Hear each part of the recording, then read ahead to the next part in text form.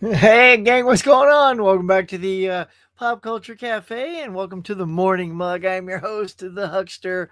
Oh, my goodness. Good morning. How was everyone's weekend?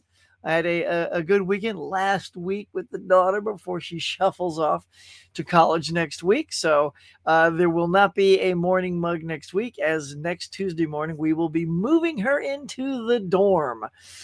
Oh, boy. So yeah, if you guys have gone to college or sent kids to college, you know what we're about to go up against. But this morning, y'all, we're going to talk about all kinds of the big summer. It's all wrapped up last week when we had Labor Day that kind of caps the end of summer. So I thought it would be a fun thing to do today to go over sort of all the hits and misses or sort of where we see them. I'm going to tell you sort of where I think they fall and then have a little discussion. You guys can rap along with me. So, and this will also probably be, well, I did get to test out a new streaming service with KB, our man KB, last week, and it was really good. I didn't get to practice it after that because, we've been doing a lot getting ready for next week. So I wanted to make sure I played with it a little bit before jumping onto the next platform. But I think I will be testing that out probably in later in September. So we'll see how that goes. So take that StreamYard. But look, in the meantime, let's see if we can just. We're also crossing our fingers, and we're doing everything down and dirty. Not a lot of graphics to share today. We're just because StreamYard likes to crap out and about halfway through. So we're just going to give you as much as we can. Like right now, I want you to grab a drink, grab a snack. Oh, because it's come on, Bob. We'll put you to work while we can. It's time for the morning mug. Okay, here we go. Hit it.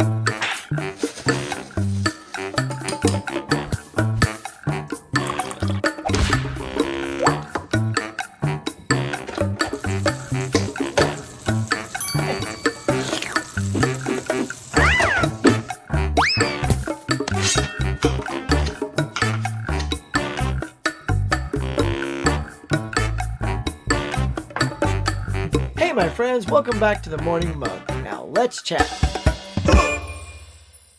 Bravo, Bob. Bravo. So there it is, y'all. But we're actually still getting things working this morning. Last week it was not so good, but hey, we're here to shuck and jive for the next hour or so. Can't go too late on this one.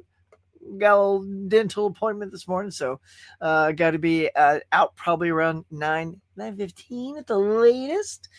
So stick around while you're here. Hit the like button, subscribe, all that good stuff. It's just your morning dose of the Huckster. So if you like it, if you dig it, if you keep coming back for it, and you need another scoop on your table, well, hit that like button. That's what it costs you. In the meantime, let us. The doors have opened. The bell hath rung, and people are sitting down at the table. Let's go see who's here this morning. Oh boy, hang on. Let's see. How are we doing? All right, a little nightmare here today. So let's go a little. Little hat today. All right. Acres of movie. Hey, Stacy says favorite ending, comedy movie endings. I mean, there's like a bunch. I would say that Ferris Bueller's a hilarious ending. Not only is it a good ending, but it also has one of the first tags from the 80s where if you stuck around through the credits, Ferris comes back out of the shower in his robe and he's like, "You're still here? What are you doing here? The movie's over. Go home." Right? I love stuff like that. The new Naked Gun had an absolutely hilarious ending, where everyone freezes. It's what they did in the TV show. They would freeze and then the credits would come up, but something in the background would keep moving, like a criminal would escape because he realizes the entire staff was frozen, so he'd leave. Whereas they sort of flipped it around this time, which is everyone else in the background freezes, and Frank Drebin and his girlfriend, they're the ones that are still moving. So they twisted that. Stuff like that. I dig. Makes me laugh. I have not seen Armed and Dangerous in probably since it came out. It's John Candy, Eugene Levy, Meg Ryan, Brian James. No. Have you seen it recently? Does it hold up? Some of those 80s comedies are classics, iconic. Ferris Bueller, Fast Times at Ridgemont High, Breakfast Club, things like that. But then you got like just sort of disposable ones, I would say. I feel like Armed and Dangerous might be one of those. But I don't know. I have not seen it in a long time. Maybe it's hilarious, but I feel like sometimes those are just okay. Dave is here. Good morning. Congrats on the win. Yeah, we're on Mega Mike, the Movie Man's channel, both Dave and I last night. It was Rocky versus Mortal Kombat, and it was a very tough night, y'all. It was a hard battle. We were exhausted. Mike and I feel like we were putting on our gloves, there you go, and we were going at it at the end there. It was brutal. That's all I'm gonna say. It was brutal.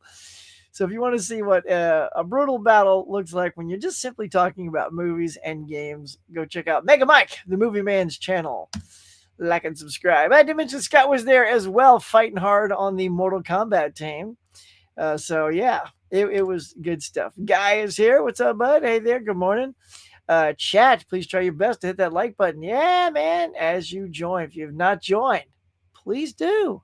Please do. Be shocked. You'd be shocked as I look at my algorithm. So many times I see a lot of people coming back, and they're not, subscribed yet. That means if you like a channel enough, or maybe I just do one video that's just overwhelming, you love that, go ahead and hit subscribe. You never know. Maybe I'll make another one that's just as good some way down the line.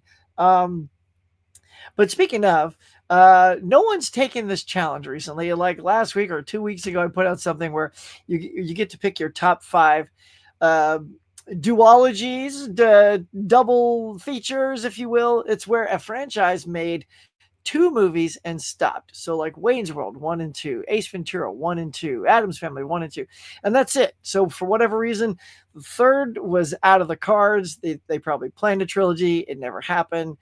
And there's been some good ones who came up, of course, with her Nick Cage double pack I forgot about, with National Treasure 1 and 2. That's another one. And there's probably 100 double features. And I'm not talking about a franchise and you just take Halloween 1 and 2 because it's your favorite movie. They didn't stop at 2. They kept going to like whatever number 15 or whatever Halloweens we have. It's got to be a franchise that just had 2. And that's it. And not a remake. So Psycho and then Psycho the remake do not count as 2. That's Psycho remake was a remake, right? It's like you know what I'm saying, right? So if you guys want to take that challenge, go over there. Even if you don't want to make a video, just head over to the video that I made and just leave a list. I just want to start seeing lists because I've been very entertained with some of the double features that people have come up with that I didn't think about. It's kind of cool. I challenge you, people, to take it. Brent is here. Good morning, Brent Madison. Mr. Moody. Hello, Esteban. The Double Feature Podcast. Me ladies did a good video as well. Y'all got to be checking out the Double Feature Podcast. I ain't lying. Get over there. They got good stuff. They did a playlist thing the other night, which was super fun to go listen to. I think it was 10. So I'm not going to spoil it. I'm not going to tell you what that playlist is. You got to go to the Double Feature Podcast. Hit your like and subscribe. Hit the bells. They're a great duo, man. Speaking of my favorite double feature is right there, Mika and Kira. That's my favorite double feature. I think they will be taking it soon. I feel like they're going to surprise me with some horror double features that I have no clue. Started with one, had a second, and there you go. So there we go. Kelly is here. Good morning, Kelly and friends. Just been watching horror-related movies. I like how you're getting started early. In fact, I need to make a video. Maybe I'll just do something. All right, so next week the daughter goes away. We'll need something to, decompress. Maybe we'll do a night show and just talk about some good movies to watch during the horror season. That might be a fun thing to do, or at least make a video saying, "Hey, college, such a big milestone." I know. It seems like yesterday she was selling Girl Scout cookies down the street. In fact, all of our neighbors know Brooke too. Like she literally grew up here. We've been in this house for 12 years. So there you go. Subtract that. She was 5 years old when we moved into this house. So they know her as the little Girl Scout cookie kid until now. So, oh my, how she's grown. Saying hello. Good morning. Brian, what's up, B-Dubs? The B-Dub Master is here. My fellow Bri. Let's see what we got. Good morning, Mr. Moody. Mika. Mr. Anderson, welcome back. What a pleasant surprise. After 23 years, you haven't changed a bit. There you go. How you doing, Hisham? Let's see. To evoke a specific spooky atmosphere, the director relied on visual effects and sound design in the film, expertly conjuring a sense of dread, or not, for the box office this weekend. Oh my goodness! I like you bringing up the box office already. Conjuring. I mean, I see what you're doing there. Did he conjure up? Oh, indeed, he did. I mean, beyond expectations. If you don't know what Caveman's alluding to, The Conjuring, Last Rites, was expected. They were hoping to get about maybe the 40-50 million range. And then lo and behold, it crushed it in the $80 million range. So that's pretty good. But we'll talk about box office here before we get into our summer movie recap. We'll do a few housekeeping things first. You know, some of our usual things. Sans less graphics. We'll just chat about them. Craig, good morning, Captain. All right, for you, your top 8. I'm guessing this is your top 8. Superman, Mission Impossible, Final Reckoning, F1, Sinners, Naked Gun, Ballerina. All right. Fantastic Four and Thunderbolts. That is a great list. I like that you put Ballerina on there. I love Ballerina. I don't know why people didn't go see it. It kicked major booty. But I think it's just because it's in the John Wick franchise. I think it's like when you do Star Wars and then you do the Star Wars spinoff, Star Wars story. So you get like a Rogue One, which was good, but then you do Solo, which was not met with the same expectations. I liked Solo, but I think Ballerina falls into that not quite John Wick, even though John Wick appears in it. I think he cursory appears in it because I think it needed his connective tissue for people to say, okay, he's okay with this sequel, so we should be too. Only they didn't show up. You, the Peach Podcast, yeah. Though another winter chicken in here, Luke Ponto. What is going on, dude? So Luke was one of our judges last night, dude. Seriously, what was last night like? I swear I thought fights were gonna break out. The fact that we were talking about 2 fighting franchises, I think, sort of caused, some gloves to come out. I don't know. It was intense there at the end. It was just too much. Hey, Scott, what's going on? Luke, Dave, Dimension Scott is here. Yeah, I mentioned that. Yeah, here's another player. What's up, Dave? See, I'm still just sort of waking up, y'all. Let's see. Caveman, everybody getting their hazing. Hit that like button. Steve says, when are you going to visit Ashley at Spirit? Ah, yes. Well, maybe I have already and just haven't put the video out yet. I'm hoping to edit something today. There you go. Look at you. We're looking for Ashley. Although I'm just going to, put it out there. You'll have to watch the video to see if Ashley makes the cut, is all I'm going to say. You'll see. Hey, Luke. We are filming. You nice. Oh, I can't wait. Look at my girls. Oh, it's gonna be so fun. I don't know why, Mika. Why is no one taking the challenge? Are we just not caring anymore? Is there no community love anymore? I thought this was a really easy one, like not a difficult challenge, kind of fun. Like Sue jumped right on it, and I think she's it. I mean, a lot of people are taking it in text form, in the comments, which is terrific. I'm trying to think. I feel like she might be the only person to technically make a video. I tried searching it, as well. Like sometimes I don't get notified either.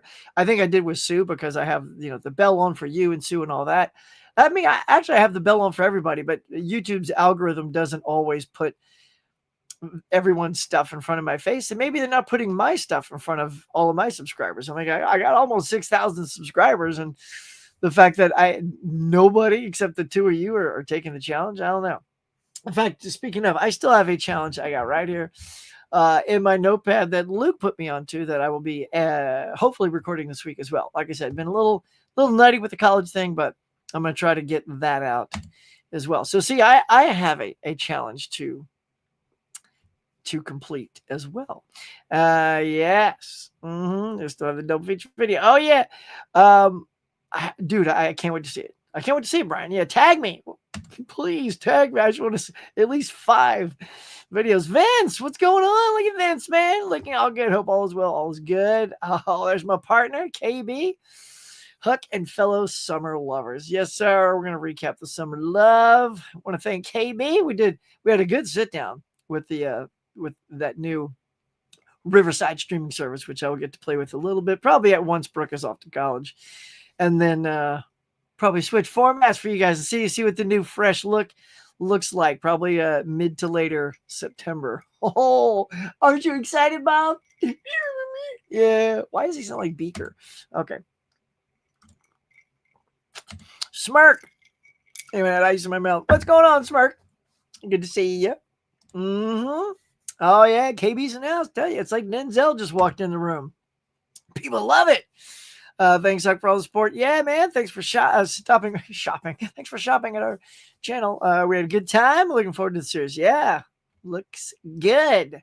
You guys got to go check it out. Go check out the series. They're doing like a little playlist. Is this going to be like a weekly, monthly thing, a seasonal thing? What are y'all thinking, Mika, for your thing there? I think you were like our choices. Yeah, when you did the recap at the end, I liked them like instantly. I was like, oh, I need to listen to some too. Like some I know and haven't heard in a while. But that's the beauty of like having a playlist you can go check out. I'm like, now we're cooking. Have you seen all extraordinary cast Street Fighters? I have not seen the full cast yet. I've only seen like a couple. I will have to dig into that. We were talking about, like I said, Street Fighter or Mortal Kombat really last night, but it made me think of Street Fighter. I felt like Street Fighter going up against an actual, just a movie franchise. It was like a game versus a movie franchise. That's what made it very difficult last night.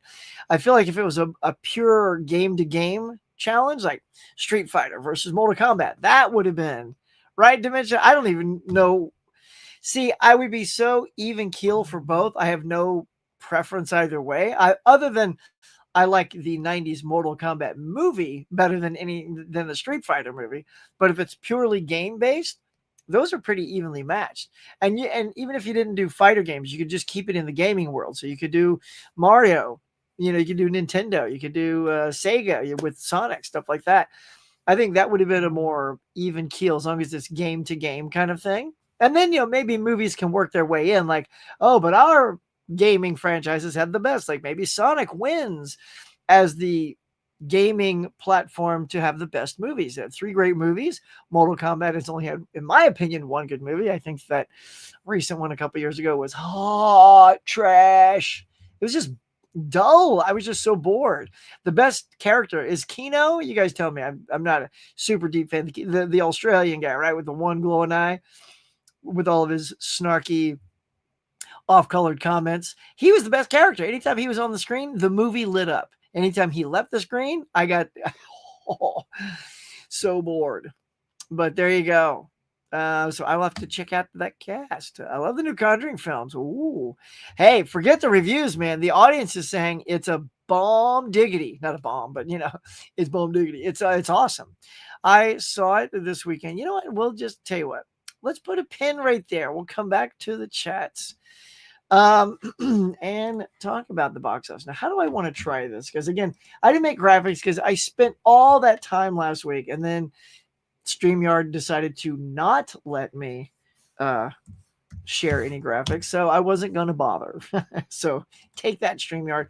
So we're just going to do the old school method and just try to share our screen, which it's still, letting me do currently. So we'll do it that way. We're going to go to Box Office Mojo, which is where I get all my numbers anyway, and talk about the winners. Oh boy, the winners. Let's go over to the right, Bob. Nice. There we go. Why not?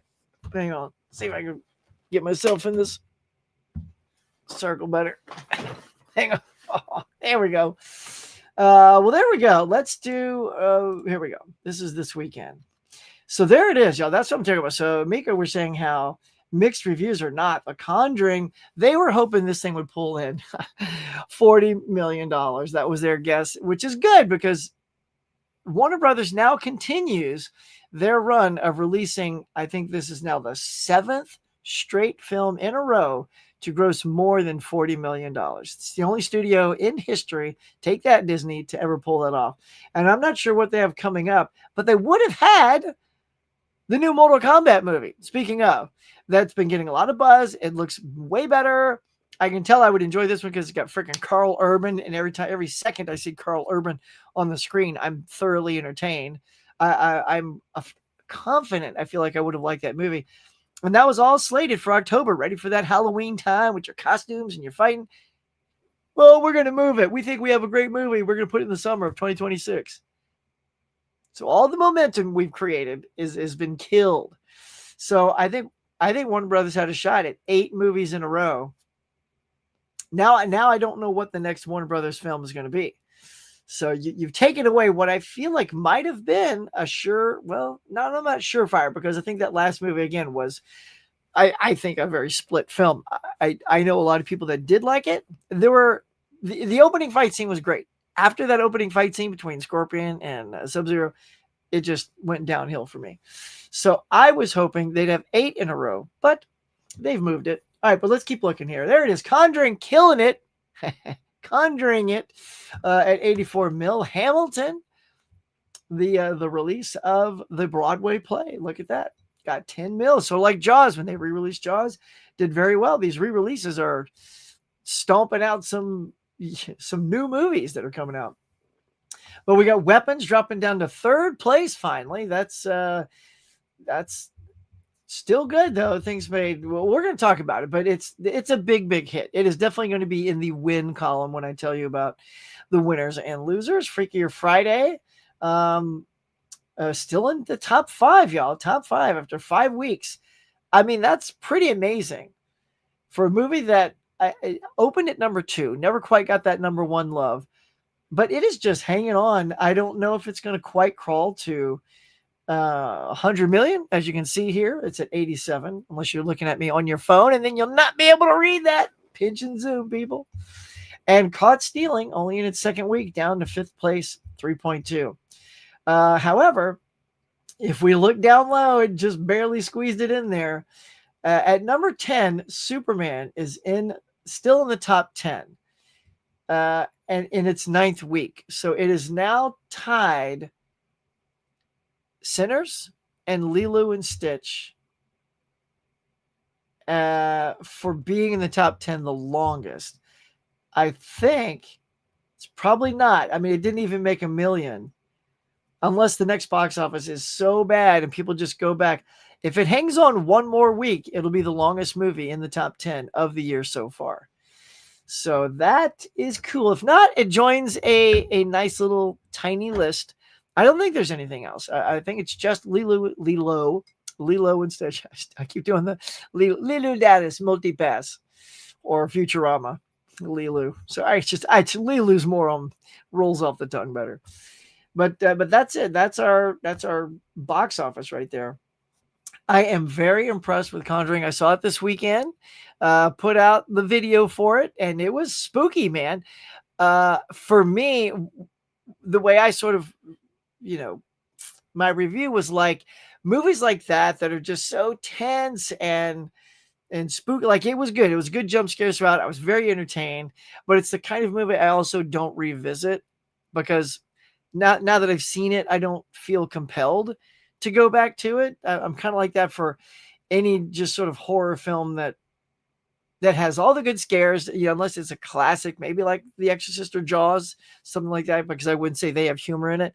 But for me, it's the horror movies like Heart Eyes or Companion. If you people kind of put that in the horror category. It's more, I don't know if it is, but those are the movies I would revisit. Oh, like Bloodlines, Final Destination. I would watch that again. That was super fun because it's got that humor baked in there with it. So these are it, y'all. Let's go ahead and just take a peek while we have this up about what is coming out this weekend. Starting on Friday, I'm going to try to look. The Downton Abbey.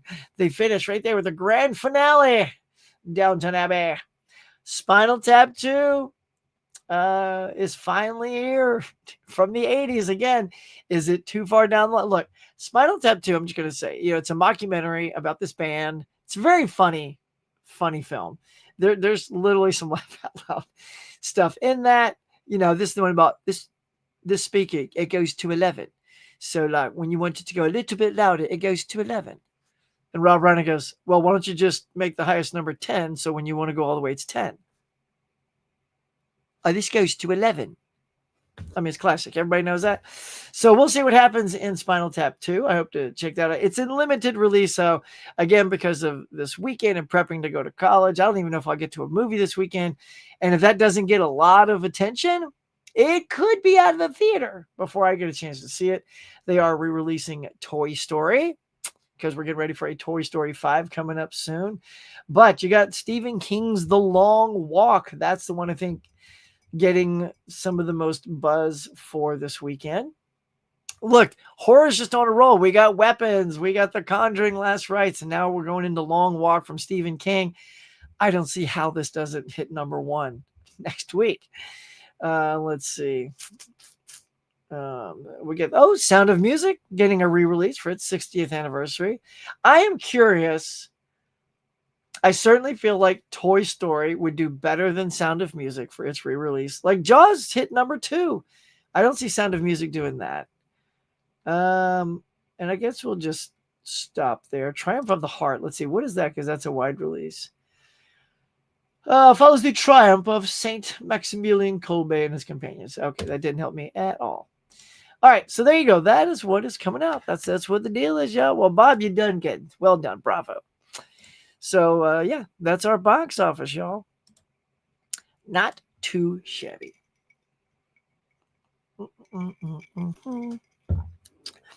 So I'm trying to decide when to go to the... All right, it's almost 8:30.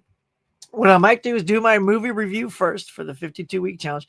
And then that way we will just talk about summer movies for as long as we can until I got to sort of sign off. So we'll do that. Let's go back to the... chats real quick and see. I love the new Conjuring. Like I said, it was really good, super spooky. Love the cast, just thoroughly enjoyed the film. I just don't know if it's one I'd go back to. Everybody, did you know how big a John Candy fan is? Ryan Reynolds is for Canadian fan. Actually hid Easter eggs in the film, one being the car in the background and drove from Plane Trains Automobiles. Oh, really? All right. I did not know that. Jeff is here. Good morning. Also, a mega player from last night's game. Look, we're having like a lot of the game participants are coming in. So see, you guys got to go watch this thing. Morning all. I'm making oatmeal and listening. Bravo, KB. Sounds very healthy, my friend. Adrian, Jeff. Right, Vince. So good. Boom, KB. It says definitely me. And my friend really liked it. Yeah, see, that's what I'm saying. It was a huge... other people were as well. They were telling friends to go see it, and maybe some people went and saw it a second time. With 80 million? My goodness. I mean, that... Let's see, by the way, what is Halloween? I'm just looking here. So they have something... It's probably one of those cheesy things like the Bambi, the killer thing, or, Winnie the Pooh. There is something that said it was coming out today, September 9th. It's called Halloween. It says during the 2016's killer clown craze, Dr. Marks and journalist Parker traced the source of jailed serial killer Kane recruiting followers for an anarchist movement. When Kane escapes, they race to stop his murderous Halloween scheme. I mean, I don't know why this is coming out today. I mean, it's I guess super limited release. I don't know how many things but it's starting out today. So if I doubt we're going to see it in the theater. I don't know which theater it's going out to, but it's going to be small. Say I'm checking out the new Conjuring on Friday. Yeah, Brian, go check it out. It's good. It's good. Yeah, there's our double features. Go get them. Sub up. Eli's Hill. What's up, Huckster? And all you awesome people. Dude, we're just chilling at the table, the big round table, always set aside for you guys to come on in. I did not know what a double feature movie I could do. I only had one movie that was a double feature, 48 hours. Yeah, that's good. Actually, dude, I'm serious. You'll be surprised. Just Google it. Google like the top 50 movies with only one sequel or something like that. and you're going to see, in fact, even if you sort of squint at my thumbnail, I sort of put a bunch behind me, although it is sort of like, blurred down a little bit, and the opacity is, so I pop out. But there's going to be so many. I mean, look, like I said, Beetlejuice. You got two of those. You've got, I'm like going to stumble here, but it's Top Gun. You got Top Gun and Top Gun Maverick. I see. Here's the thing: when you do these things and they're over, I realized sometimes I have regret because I was, oh man, like I even when I was making the thumbnail, put Top Gun on there, and I'm like, how is Top Gun and Top Gun not in my top 5? Like if I had to do a little redo, I might pull one out and put that in, because that's a great double feature. So there are some, as I like to say, humdingers of double features out there. And you will be surprised, sir, how many you like. And again, make a video. I'll check it out. If not, just leave it in the comments what you come up with.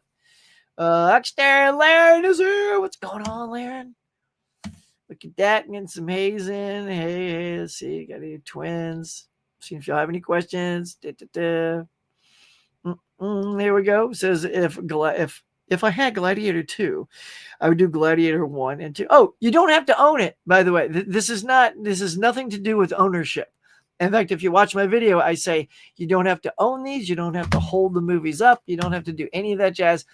Just list off what your favorites are. No movies have to be in your hand. I just happen to own the ones I picked because visually it looks good when I do it. But Gladiator 1 and 2 is an absolute perfect example of what I mean about a double feature. There's only 2, probably won't be a third, doesn't feel like it. And look, even in the theater now, because it didn't do super well, we have Nobody and Nobody 2. Are we going to get a third? Well, as of right now, that's the other thing too. Technically, if a movie has put out a sequel this year, it does make it a double feature. Even if you feel like the new Mortal Kombat, it is now a double feature. We haven't seen it yet because it doesn't come out till next year. But until it gets that third one, it's not a double feature, So yeah, that falls right in there, man. Well done. So, hey, guy.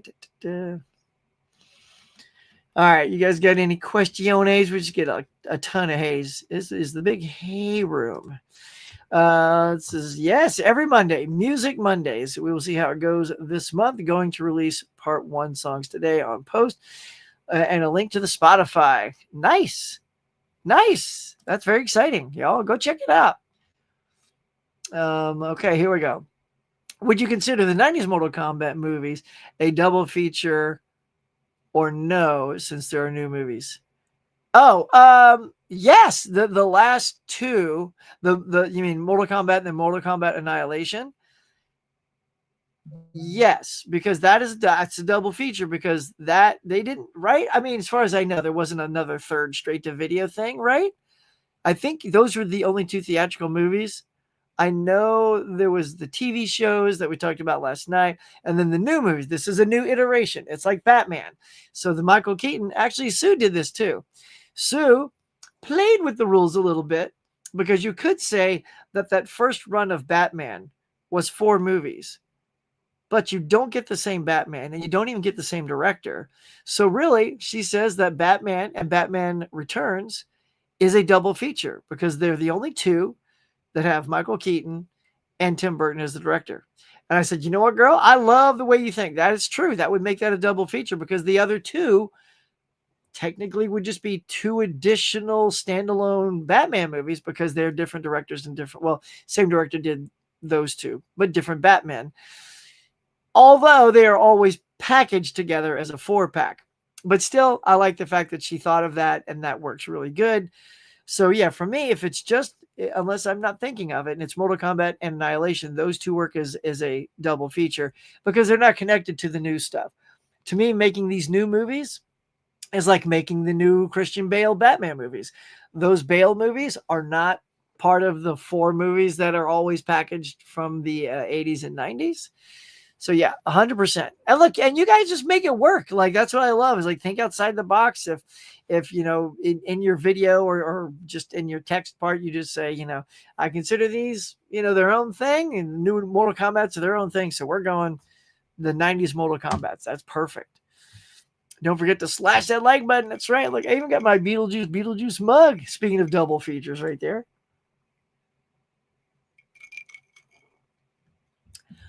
I know it is doing well. It's already won 4. Yeah, so the Emmys has done, they do a part 2. They do half the Emmys now, and then the other half is going to be the night of the Emmys.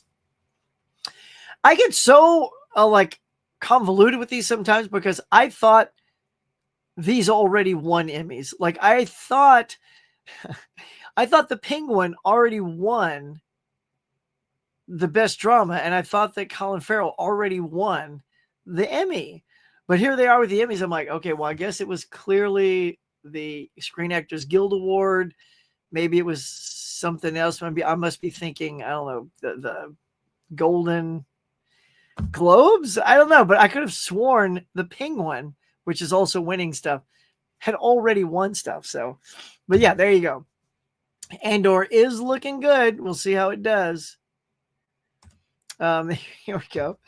Although, yeah, I think, Guy, you were the one that came up with Hot Shots and Hot Shots Part 2, which is great. I like to make an argument that Loaded Weapon 1 to have a Part 1 and 2 in the same movie debut. I would like to make an argument that Loaded Weapon 1 to have Part 1 and Part 2 in the same movie debut. Not quite sure what you mean. Was there a Loaded Weapon Part 2? I thought there was just a Part 1. Just got the first Conjuring on 4K. Nice. It's a good spooky flick. So happy to see box office. And yes, a fitting goodbye. Look, if it is, right, make it look. When a goodbye movie comes along like this and it dominates like no other film in the franchise has, it is going to be the most successful one in the series. I feel like we're going to get another one, even if it's the offspring. So maybe the daughter and that husband take over and everything else becomes fictionalized, although it's pretty... I think they're taking great liberties with the actual parents. There's a great ending, y'all. When you go, and we're not going to spoil it for anybody, but it's a really nice homage, we'll just say, at the end of the movie. When you watch it, I'm like, oh, all right, cool. There you go. So that was cool. What's soon the Steelbook Crew going to get? Oh, I don't know. Let's go check that out in just a second. I love Carl Urban since his Xena days. Yeah, he's the best. I'm going to see A Long Walk this Friday. Yeah. Boy, I hope that's easy to get through, man. I feel like that's going to be a tough watch. That movie looks kind of brutal. I'm not going to lie. It's just like these poor kids. Like, it's like the Hunger Games, you know, right? It's like they got to do this thing and then only one can win. So you know you're going to do a challenge that 99% of you are going to get killed. Oh, man. Well, that's going to be a brutal watch, y'all. There it is, KB. Go to KB's channel, check him out. Long Walk has really good reviews, 95% Rotten Tomatoes. Nice. Corey is here. Good morning, Corey. Welcome to the cafe. What's the best Asian movie of 2025? Just 20 years. With the best Asian? I don't know. What's yours? I mean, I'm only seeing what's here in my theater. So I don't know. Does, K-pop Demon Hunters count? Because that's the only one I've seen. And it was pretty good. So there you go. I'll have to say that one. Saying, hey. All right, we got a bunch of hays. We'll go to the thing of, we get our hays. Hey, Tiger Blues here. What's good, Mr. B? Oh, yeah. So Long Walk is on their list as well. Corey says, I'm going to try to get to the Long Walk Friday, Thursday night. Look at you guys just ready to go see that. All right, so Tiger Blue says, yeah, look, it was Star Trek Day yesterday. I was sporting the attire, put out a special video. Thanks for anybody that watched that. Following your Star Trek Day video, you'll be pleased to know I watched the Wrath of Khan noise last night and have the 4K set of the original 6 movies and 7-8 individual. So what did you think? What did you think of, I think you had said, had you not seen that one yet or you hadn't seen it in a while? Just want to know what you thought. I also watched some Trek last night. Now check it out. I put it on my Instagram. I decided to go ahead and watch the episode that they released first because they'd released them out of order. So Where No Man Has Gone Before was the second pilot after The Cage, and that's what got them to pick up the series. And that's why their outfits look completely different. But they didn't air that one first. They aired The Man Trap. That's the salt sucker chick with the big suction cup fingers. Yeah, Captain Kirk. And she sucks it to his face and takes all the salt out of the, people's bodies. And that's how she kills them, because she's a creature, needs to feed. She's not mean. She just needs salt. If she didn't get the salt, she dies. So I watched that one because that's the one that was released on September 8th in 1966. Followed it up, though, because it's not one of the strongest episodes. But Balance of Terror, where Kirk battles the Romulan commander, which is played by Mark Lenard, who ironically also plays Spock's dad. So I remember my wife telling me when she was growing up watching Star Trek, she had seen Journey to Babel first, which is where you meet Spock's dad, and it's Mark Lenard. Then she watched Balance of Terror second, because that's just when she saw it. And then Mark Lenard plays the Romulan commander. So she thought the reason people were staring at Spock when they realized that the Romulans look like Vulcans, because they felt like no one had seen what a Romulan looks like, she thought they were looking at him because it was his dad on the screen. Like, oh man, that's your dad running that ship. I can see that because Mark Lenard looks the same dressed as the Romulan and Spock's dad. So those are the two I watched last night, and it was a hoot. I'm getting some Trek on last night, but good on you there with a little Star Trek II Wrath of Khan, Tiger Blue. Yes, let's see. This came in and says, I flipped out my program manager at GE when I told him they were increasing performance by 10%, and to market it, we were changing the graphics on the controls all to 11. Took a week for them to trust. That's funny. Just changed it to 11. I never noticed you got that Superman popcorn bucket. Yes, I'd be right there it is. Here, I'll show it up to you, KB. Hang on, I gotta get my Lois Lane. Got my Lois Lane Funko Pop there. Here we go. So yeah, they were having a sale, like $15, buy one get one. So for $15, I got this great Superman, like shooting his little laser eyes through the popcorn bucket, heating up the kernels, and then you just put all your popcorn in there and start jamming. So yeah, I'll give you the all the way around. They get the little popcorn all the way around. Then there's the back. There's the lid that you just pop open. At first, I kept pulling on this thing like I was going to break it, but it actually turns and then it opens, and then you turn and close it. I was like, I'm about to snap something. Like I could sense it, right?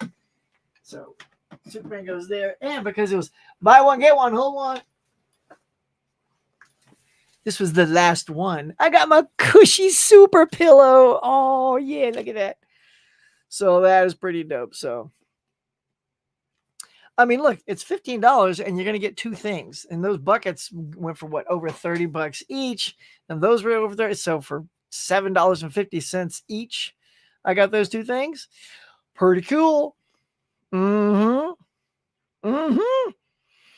Yeah, man. It was cool. And I got that at my Regal. So maybe if you have a Regal theater near you, just go and see if they have any supply left. Maybe they got some in the back. Ask them. I always ask my guy, even if something's not out on the floor, I go, dude, do you have any, XYZ? He goes, let me go look. Half the time he does. So it's pretty cool. AB Dubs. There it is. There's a little link over to Mr. B Dubs channel. Go check him out. Check out Brian's channel, man. Sub it up. Telling you, look, before your morning's over, you got your mug of goodness, your snack, your drink. Pop over to the people that have been getting links dropped in. They're all amazing people, deserve a little sub love, and it'll be good for you. It'll be good for you. Sorry, you got the link in there. 20 watching, 15 likes. All right, that's not too bad. Oh, it's 8:45 though. I'm just flapping my gums. Better hurry. Let's see. I know, man. Carl Urban, if he ever just shows up at a Comic-Con, look at all the genre IP this guy has to bring fans from. Dread, Lord of the Rings, Star Trek movies, The Boys. Like, he has been in something, Xena, like something for almost every fandom, just show up. I mean, his booth, he would never have a lull at his booth, I feel like. Definitely end of Ed and Lorraine, probably not the universe. Yeah, you think so? I mean, I feel like it too. I feel like it too. But they're so good. I love those two together. They have nice chemistry. Lorraine, man, she's so good. She's so good, man. You guys got to see it. It was. I see why it did well this weekend. Just like Bloodlines, I really loved Bloodlines. I thought that movie was a ton of fun. Yeah. Oh, that's right. Was he Caesar? Cool. Let's see, because naming it Loaded Weapon 1 implies there's a second one. Oh yeah. Oh, I see. Yeah. Yeah. Clash of the Titans, Wrath of the Titans. That's it, Craig. See, you're already off to the races, my friend. You're dialing in this challenge perfectly, because yes, those don't connect to the 1979 Wrath or Clash of the Titans. They are two separate franchise pieces that sit there as a double feature. Nailed it. Let's say I remember rightly, there were some particular brutal episodes around that time. I'd love to rewatch them again. And Hercules. Yeah, I wonder if they got the Blu-rays. Yeah. I don't know. Not here. I don't think we got Xena on Blu-rays. Or yeah. We didn't even get Buffy. Buffy's not on Blu-ray here. I've seen some Blu-rays like on eBay that are like, I don't know, like I think Japanese ones, or no, because it would be the wrong format, because I think they're NTSC as well. I don't know, but it's like you'd have to have a multi-region player to get those. All right, there's Corey's channel. I'm gonna watch The Long Walk this weekend, and something else. Which favorite Stephen King film out? Ooh, good question, Gaby. I mean, it's funny. It's my two that are right up there, because I don't. Where am I going with this? He's got a lot. I don't know if I have a favorite, but I loved like the mini series of It. I thought that was super good. I love Misery, Stand By Me. The movie It's as well were great. There's a 2-pack for you as well. It 1 and 2. Oh, I wonder if I found one of the ones that the twins are going to use. There it is. It 1 and 2. I feel like maybe that's on your list. And don't take it off just because I guessed. I want to know that I got one right, at least one. Because for me, like The Shining, it's good. It's okay. Like it's not my favorite. Like a lot of people just hold The Shining right up there as the best. And to me, it's not. And I like other ones better that have more rewatchability for me. So for me, it's sort of the It's and Stand By Me and that stuff. So yeah. And I know there's other things too, like the Green Mile and stuff like that, but that are offshoots. And of course, so how you can go wrong with Maximum Overdrive. Cool truck though. Let's see, my favorite Asian movie, It's The Siege at Thorn High. I haven't seen that genre. I haven't seen any of those. Yeah, we don't. Are you seeing those in the cinema? Because yeah, none of those come here. Yeah, that's those. I bet they're great though. Last night I couldn't sleep. Oh no! I ended up staying till 4 a.m. Hey, if you can't sleep, watch some TV. I've always known Wrath of Khan to be a favorite of many. I like it. Some great dialogue and iconic moments, but like some of the other movies, like First Contact, a bit more. Nice. Yeah, man. First Contact is great. That to me is the Wrath of Khan of the new Next Generation. That one's great. That one, I mean, look, I wouldn't even argue with you to say which is better, because I feel like both of those are the pinnacles from both casts.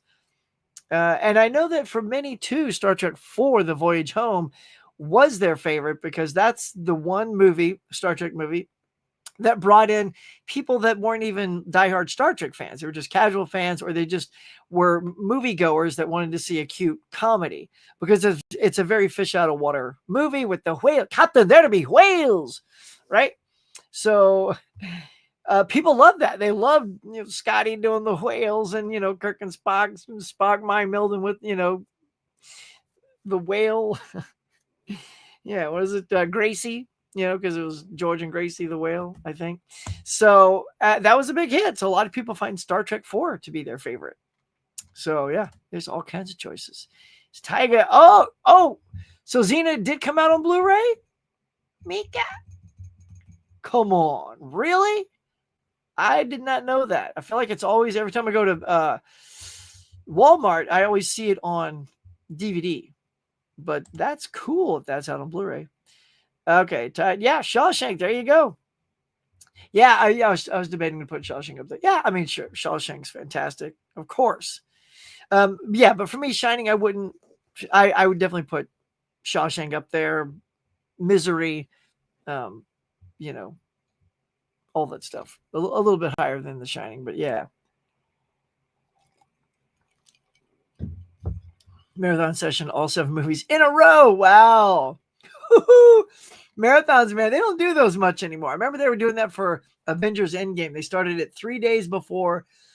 And I mean, who's there in the morning, like at 4 a.m., like just out cold?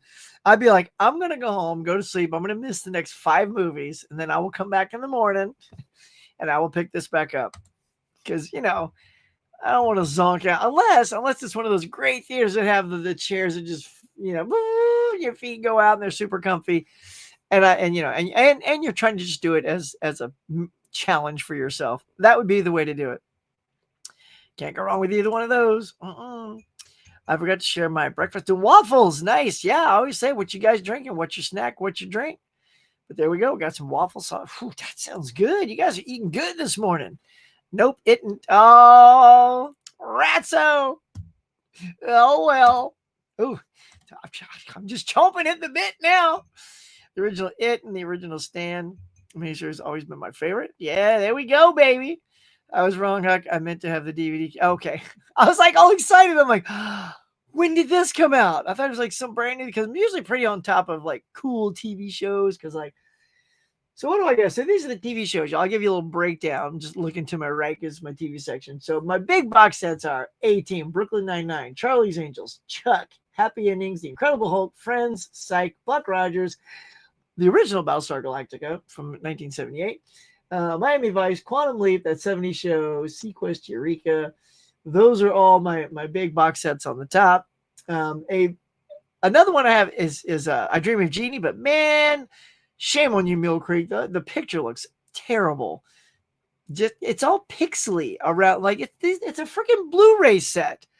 I mean, I get it. You're putting a lot on one disc because you're trying to be a little cheaper and have less packaging. So the only way to do that is to pack more things onto one disc. But I mean, I hate foregoing picture quality over making I Dream of Jeannie this wide instead of this wide. I'd rather be a little bit bigger box set, but that's a bunch of Blu-rays. I got Orphan Black, Night Gallery, Outer Limits, Sherlock, Wonder Woman. Let's see, for animated stuff, I got Batman the Animated Series, Superman the Animated Series. And of course, from the Naked Gun, the files of, we have Police Squad on Blu-ray. So I have a lot of Blu-ray TV shows.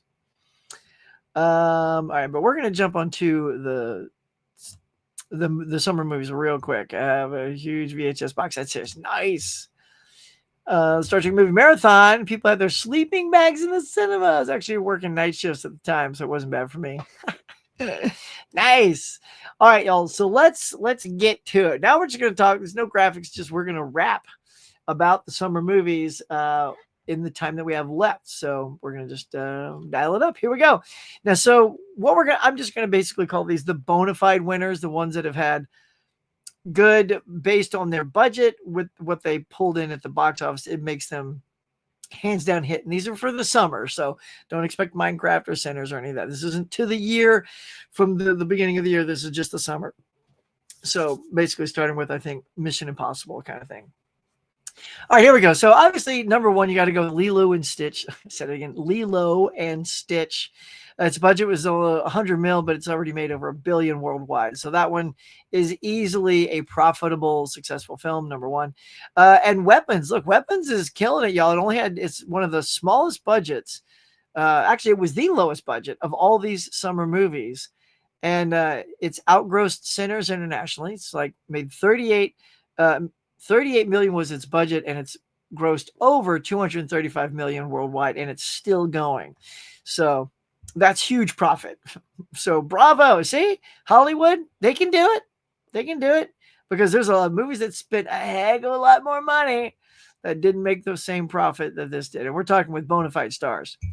Jurassic World Rebirth, Jurassic World, my Bible, Rebirth. Was a $200 million budget, 850 mil. So that's pretty good, man. 500 million internationally. It had one of the biggest international takes, along with F1 that had a good international take. Speaking of horror movies, Final Destination Bloodlines only cost 50 mil to make, made 300. So that is the highest gross in that franchise. It's pretty good. It's the first film to gross over 100 million domestic and over 200 internet worldwide. So, I mean, I think the franchise is back. I know it took a little hiatus, but I mean that did a nice little recharge. How to Train Your Dragon also pulled. The budget was 150. It's made about 629 mil. It's still out there in the theater, trickling around, so it'll make a little bit more. And it is the first live action remake from DreamWorks from one of their animated properties, so that bodes well. I hope we're not sort of anticipating a live action Shrek. That would be very weird because of all the fantasy elements. Seeing it, because if you've seen like Broadway and people in makeup playing Shrek, I feel like that's what it would look like and feel like. I mean, donkey. I mean, you're gonna have to have an actual donkey or CGI donkey. There's too many characters that would lend itself to being CGI'd rather than having it live action. I mean, I don't think there's enough live action quality to Shrek. I hope they don't do that. They're already going to remake a Shrek 5 remake. They're going to make a Shrek 5, so that'll be where they go. Now, those were the big bona fide hits. What I'm calling here are the in-betweeners, where they are doing very well, and they're going to make a nice, modest profit. Those were kind of the bangers, but these are the ones that were successful and are looking to have some nice little profitable success. So you've got, I'm just going to list these off. I don't have numbers on all these, but Bring Her Back, 28 years later, did okay. And I know what you did last summer didn't do huge, but based on its budget, turned in a modest profit. Freakier Friday. I am so impressed with Freakier Friday. Like I said, when we went over the box office, it's just still in the top 5. That's pretty successful to me. F1, the movie I'm putting here because of its high, it costs so much to make. It's had a huge production budget, but it's doing extremely well. So we're going to put that in the in-betweener, but the win category. The Bad Guys 2, Karate Kid Legends, and Naked Gun are all sort of in that category where they didn't make massive profit at the box office, but they're doing very well, enough to consider them in the profit margin. And the spooky movie Together is also in there. So those are the winners. Oh, and of course, I was saving this for last. Superman. Now I'm putting Superman here because we all know that it had a high budget, but it's doing extremely well. In fact, we'll just pop over and let's just give it a look. See where Superman is at. Because I know it's in the 600s now, which is what we're hoping to see Superman at. Okay, it's at number 10. 614 million worldwide. So it definitely had more success than domestically than it did internationally, but almost 615 million. So that is stupendous. And really what this film had to do is give everybody a new look at DC, a positive look at DC. And I think this film did that. People went to go see this. Families went to go see this. When they left, it was positive word of mouth. It had a really great 90, in the 90s on critics and audiences. I'm not sure where it landed, but it was in that 94%. So we're calling this an absolute win, only because of its budget, that it's not in that super, because it didn't hit $1 billion, which it didn't need to hit. It just needed to do extremely well. 615 million is good. And all it has to do is turn enough profit, because everything after this now, all of it's now going straight to streaming. And then all the other ancillary stuff that it got, like its deals at Dairy Queen or the toys or this or that, all those other deals, that's just icing on the cake. That's just pure gravy for the movie. So it's easily going to be in the positive category for James Gunn and the crew. Now, the ones that didn't fare as well, we're going to start off with Elio, man. The Pixar movie cost 250 to make. It's only grossed 152. So that's it. Just Pixar has just had such a problem since COVID like picking up its victory. I think is, Onward, the only one to not really profit was Onward, but that's because that was coming off of COVID, and there were circumstances that affected its box office. So, but ever since then, I think people with the Pixar stuff, when it's a property like Elio that people aren't sure about, they know it's coming to Disney. So they're just waiting. I think that's what's happening with a lot of Disney stuff. However, I say that, but then Lilo and Stitch crushed it, which was supposed to go straight to their channel like morons. They're like, let's just put it on our channel. And somebody over there said, I think this is going to make money. I don't know who said it, but that person better have a raise today or a nice car, because over $1 billion, it was supposed to go to your channel. Way to go, Disney. All right, next up is The Final Reckoning. Mission Impossible is the last movie in the franchise. I love this movie. I thought it was good.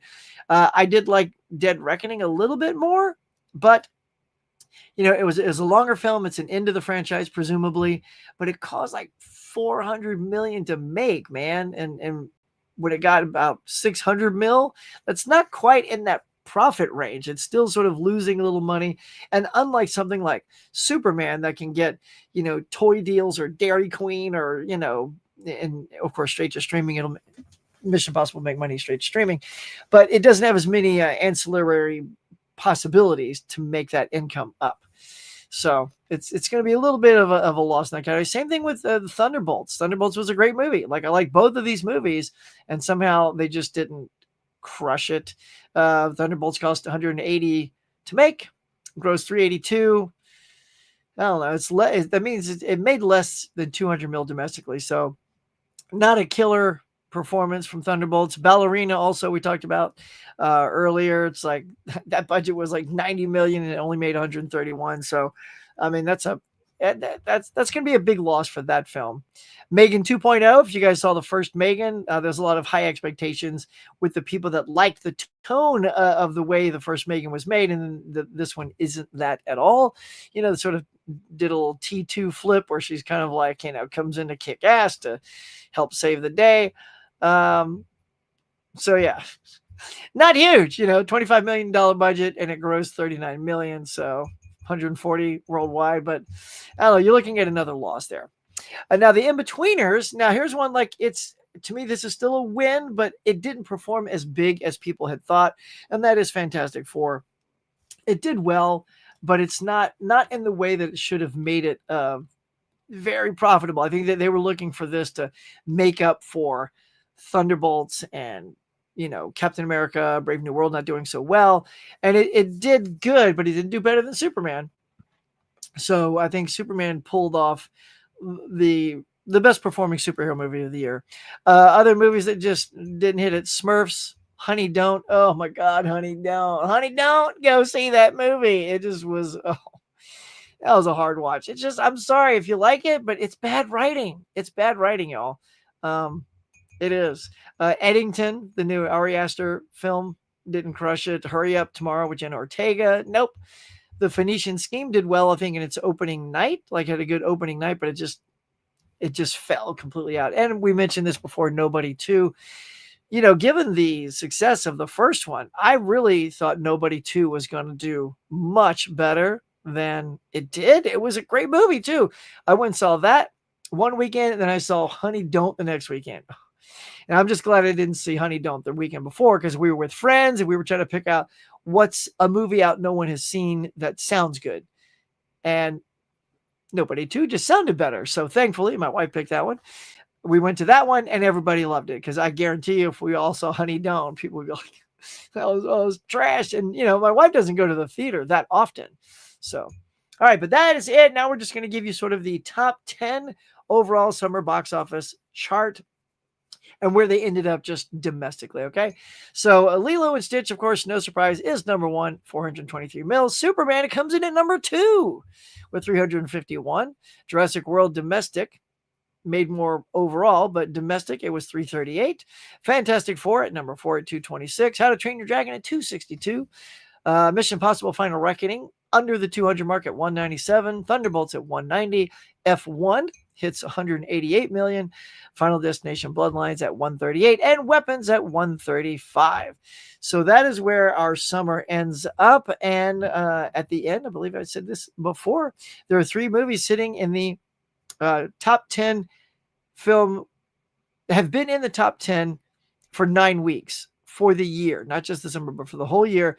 And those 3 movies are Lilo and Stitch, Sinners, and Superman. So if Superman has any gas in it, or there just isn't anything good that comes out this weekend, but I feel like there is enough to push it out. I'm going to look at that one more time to see what's going to push it out. I mean, Spinal Tap 2, The Long Walk, and maybe even the Toy Story re-release. Those 3 things instantly are going to be in the top 10. So that's 3 things they're going to push Superman out of the top 10, unless 3 other things underperform and those get pushed out and Superman holds a nice percentage drop. So there you go. That's our chat, man. That's our box office wrap. Oh my God. Hopefully I'm not blurry the whole time. Sorry guys. I had my reading chart up in front of me, but there you go, man. So that's what's happened over the summer, man. Did y'all see a bunch of that stuff? What'd you see? What'd you like? Wait, I did that one already. Let's see. Did that. Hold on. Oh. All right. So it's you have the huge VHS box set series. That's great. Of Xena. Regarding Star Trek movie, wait, did I read this already? They're sleeping bags. Oh, hang on, I didn't mark. Hang on. Oh, here we go. Guys, did you get rid of the $6 million man? No, I still got it right down there, man. It's not Blu-ray. That's why I didn't mention it. I got it in DVD. Thanks to Guy, I got the $6 million man. No, man, still got that sucker. Love that show back in the old 70s. I got to run. All right, Brian go, man. For a bit, we'll finish up later. Have a great rest of your day. Thanks, buddy. Appreciate it. Later, B. Later. Hey, Jeff. Oh, hey, by the way, yeah. Hey, Jeff. Let's see. I loved $6 Million Man when I was a kid. One of the greatest intro credits of the show ever. I know we have technology. We can rebuild them. And then those things, the arm would come in. That thing looked legit. And the eye, every time they showed that eye, and it was all sort of clear. You could tell that they must add the white later, but something about the look of that eye, I was like, oh, look at that thing. I mean, that looked legit. That's good stuff, man. I'd say we had 20 likes. Let's go. Thank you guys for supporting and showing him some love. Thank you. And thank you, Guy. All right, y'all. So there it is. We've come to the end. Oh, thank you, Tiger Blue. You rock. But that's it, my friends. Like I said, I do have to shuffle off a little bit today. But, I didn't get hang on. Don't go anywhere. Hold on. Before we go, I do want to talk about the 52-week movie challenge. And this week it was pick a movie with Bette Davis or Katharine Hepburn. So I picked Katharine Hepburn, and I chose this one right down here, The African Queen. A little Bogart 2-pack there. With Humphrey Bogart, they're in the African safari, the jungles there, and Germans come and burn up the town and chase people away, and her brother, they're missionaries out there, her and her brother, and all the drama causes the brother to pass away, and then they have to sort of leave this little village area and try to stop them, try to sink the ship that's carrying all this explosives and military things that'll do bad things.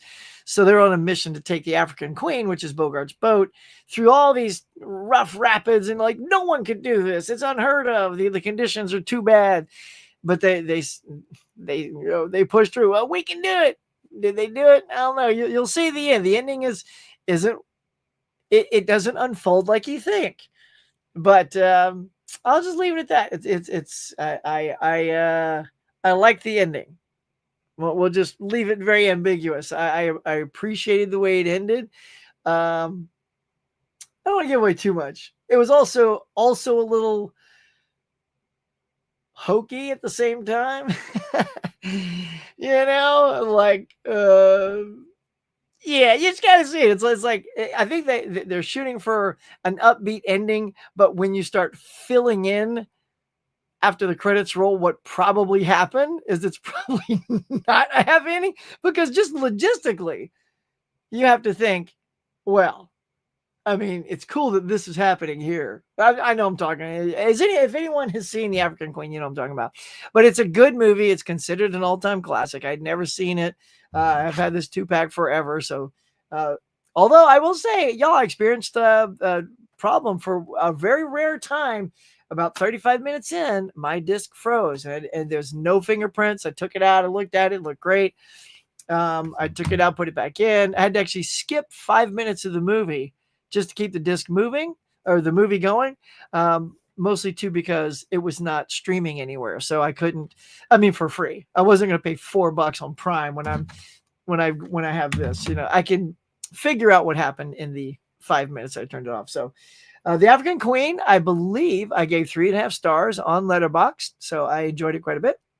And coming up next week, so if you're following along and taking the challenge, it's where older people are the leads. So think like maybe the grandparents, you know, gray hair. So maybe you could even do, I'll even like cheat and let you say X, you know, the Ty West movie. Because, you know, you got old people aren't necessarily the lead, but they are sort of a pivotal characters in the thing. But you got things like Cocoon and, you know, stuff like that, you know, and then of course About Schmidt, stuff like that. Just think, you know, where older people are going to show them some love. They're the leads of the films. All right. So at least 50 and above, although most actors are above 50, but look much younger. So that doesn't count. So you can't watch a Paul Rudd movie because he's like 51.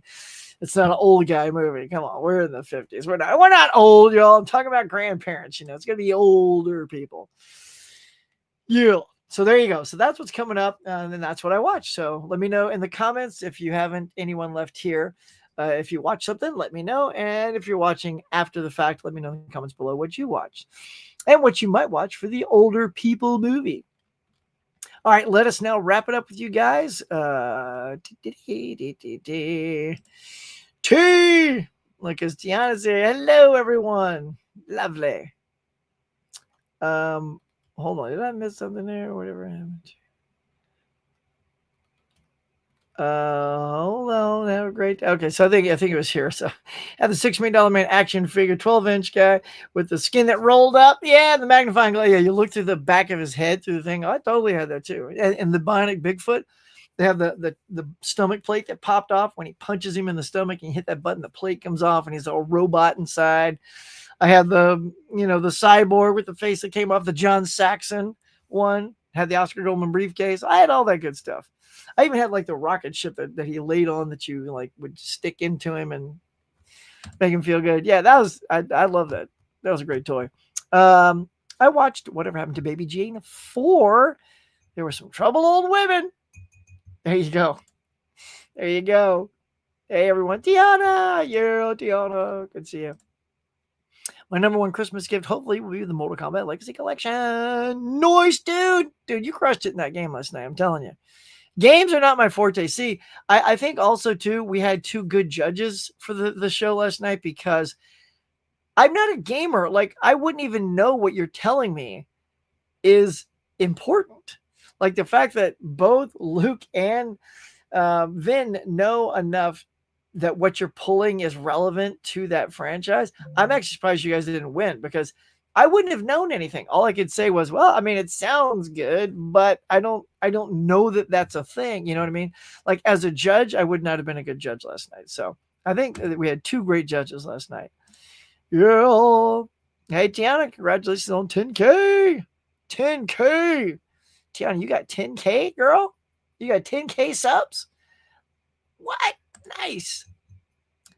There we go. Tag the movie. All right, thanks, kid, man. I appreciate that. Nice.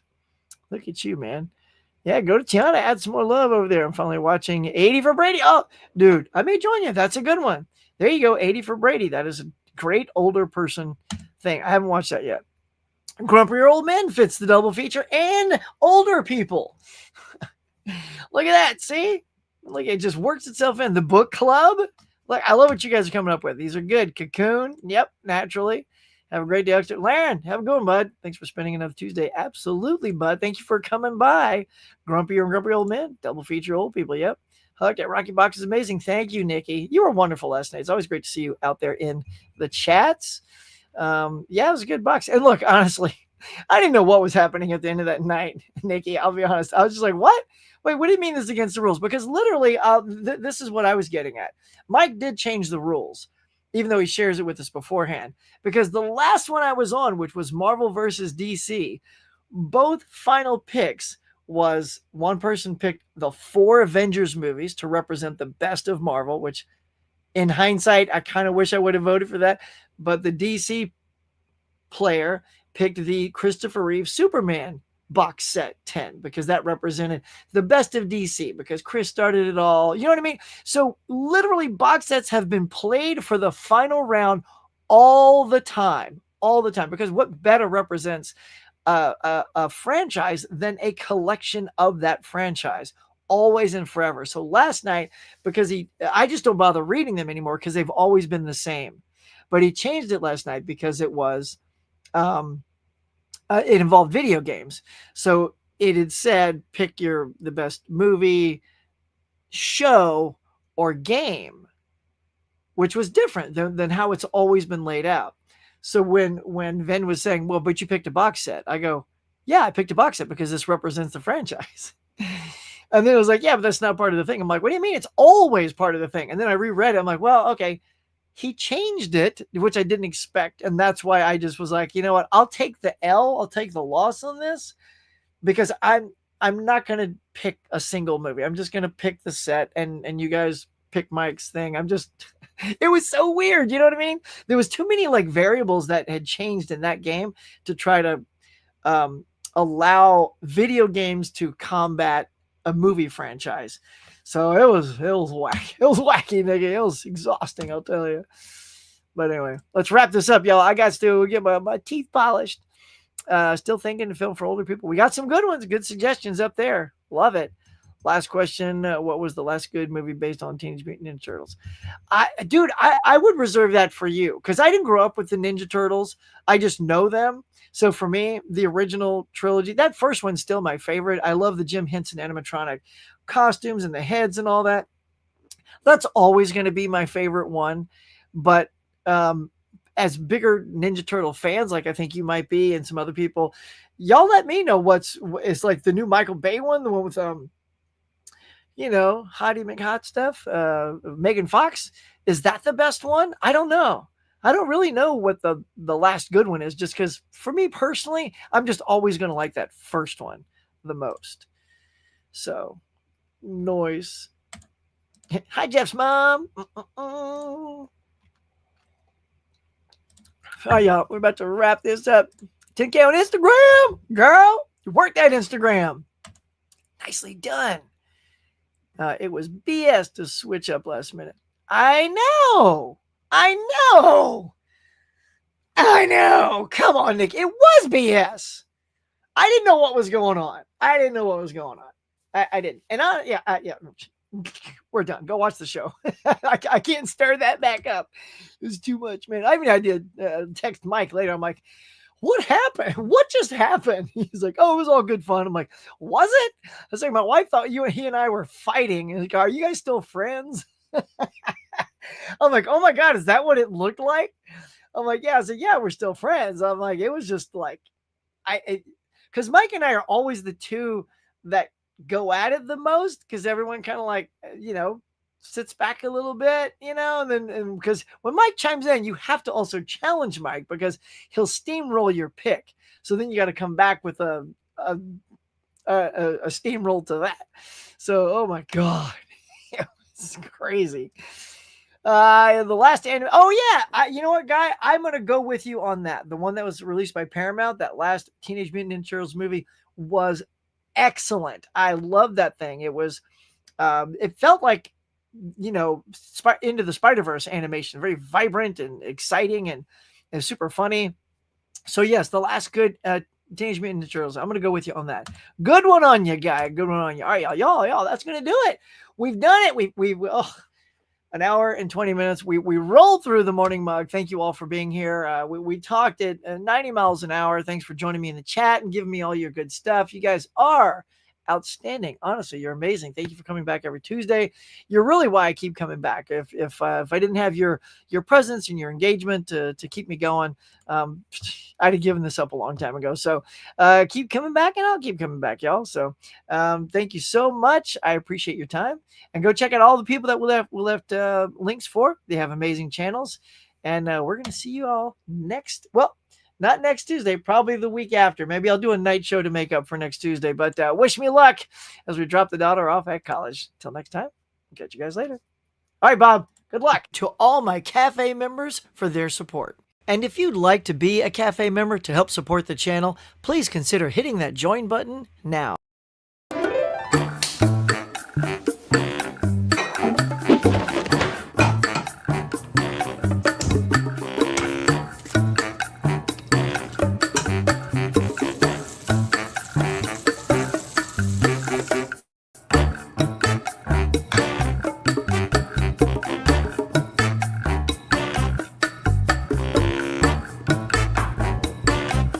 Thanks for watching, everybody. I appreciate you coming by and sharing your time with me. So until next time, be safe, be kind. We'll see you on the next one.